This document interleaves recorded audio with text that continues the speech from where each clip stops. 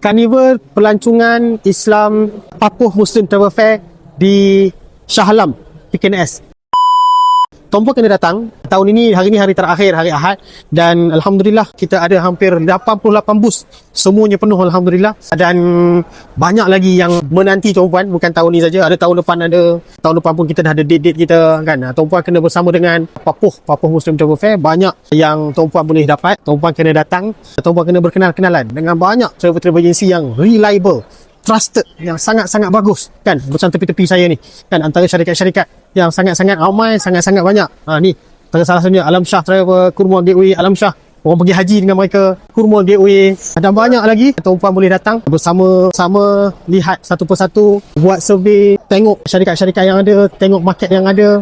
Sebab bila tuan-puan datang, tuan-puan akan rasa puas hati dengan bermacam pilihan yang ada di sini. Jadi kami nak ajak tuan-puan, kalau tuan-puan datang kat sini, tuan-puan kena tengok macam-macam syarikat yang ada, banyak pilihan kan. Kita bukan ada satu layer ni, belakang ni pun ada, ramai. Dan saya saja je nak berjalan terus, kita nak pergi ke hujung sekali. So ni ada Kemara Mukmin, ni syarikat saya sini, Mursyid Al-Haramain Travel.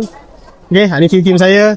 Alhamdulillah, kita ada Salihin, kita ada Kemara Taqwa kan, sampai ke hujung sana masih lagi ada. Kita ada bank, kita ada bank rakyat, kita ada RHB Bank antara penaja utama kita. Alhamdulillah, kita ada Ar-Rajhi Bank pun ada kan, Salik, Zahafiz, ada Suka. Alhamdulillah. Jadi tuan-puan kena datang support Karnival Pelancongan Islam Selangor yang terbesar. Alhamdulillah. Di mana? Di PKNS Shah Alam, tempat yang memorable bagi orang-orang sekitar Lembah Kelang. PKNS adalah tempat yang tuan-puan kena datang, support kita. Dan bukan sekadar support kita, support syarikat-syarikat Melayu yang reliable, trusted, yang sangat-sangat bagus, yang tuan-puan kena datang. InsyaAllah ta'ala yang terbaik semuanya. Ini kita kumpulkan mereka, jadikan satu platform untuk tuan-puan mudah mencari package. Tuan-puan mudah mencari pelbagai tawaran yang menarik di Karnival Pelancongan Islam Papuh Muslim Travel Fair. Dan hari ni hari ketiga dah, Alhamdulillah.